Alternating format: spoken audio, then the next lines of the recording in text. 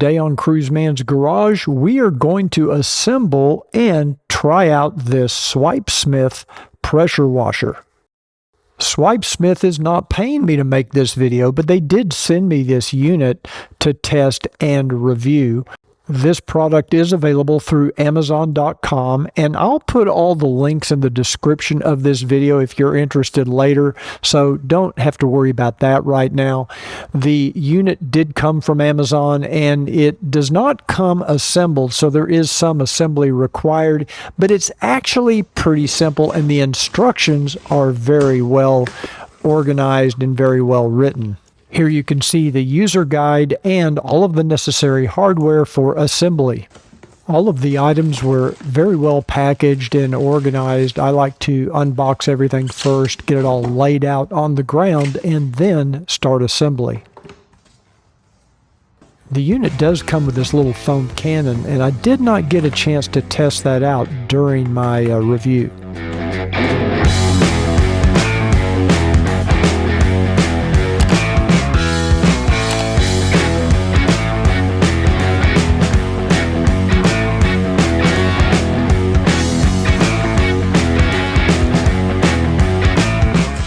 Does come with a bag of screws and some O-rings. I don't know if these are extras or if these are required for assembly.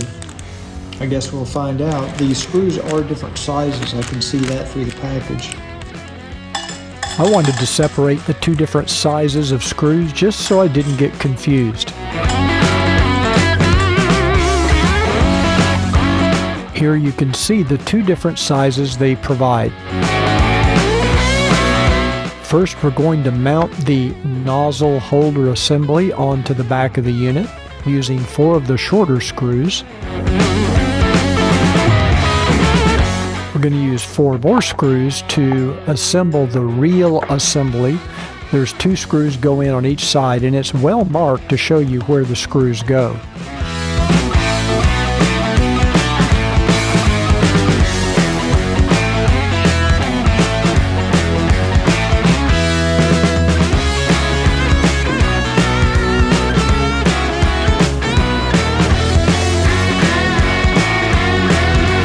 Now we simply insert the reel bracket assemblies to the reel, and then we can attach it to the handle using 4 more screws.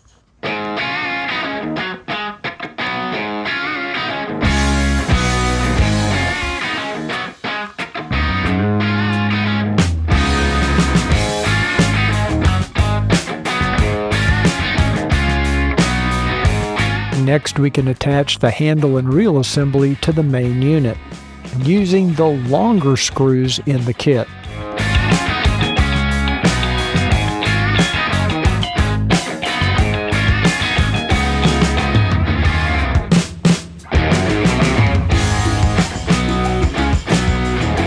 The reel crank handle is keyed, and it will only go in one way, and then it locks in place, and if you just fiddle around with it, you'll find that place.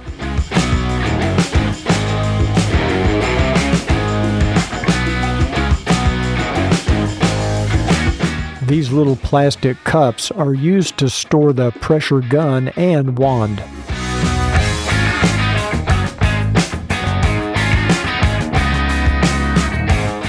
This piece will allow you to store the power cord. Attach the other end of the pressure hose to the gun assembly by holding in that green button and then release it to lock it in place. There's also a little handle lock here which you can set, which will keep the grip from engaging so that you don't accidentally spray when you don't want to.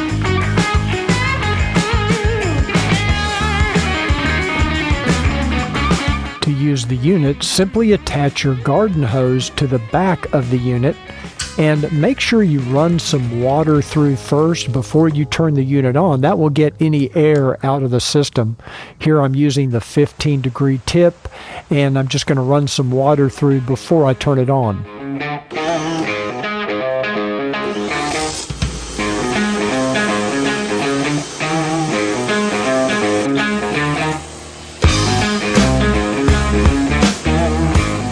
This unit is claimed to have 3,000 PSI, and I find it adequate for doing things like car washing, cleaning the siding on your home, washing my motorcycle, of course. We tried to use it to clean some of the concrete on the back patio, which was really heavily soiled. And while it will do the job, we had to get very, very close to the concrete to get it clean.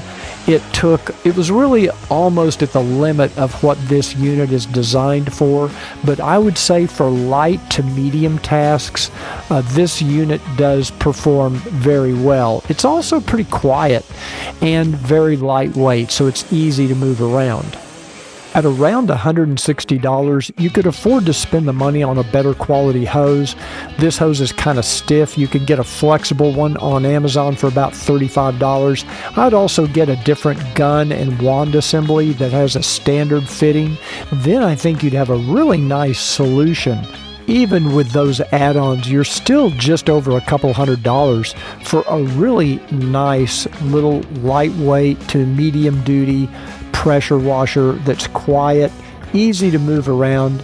When we were cleaning the back porch, we ran this little unit for almost 2 hours solid. It never overheated or gave us any issues. So check it out if you're interested. And if you like this video, don't forget to give it a thumbs up.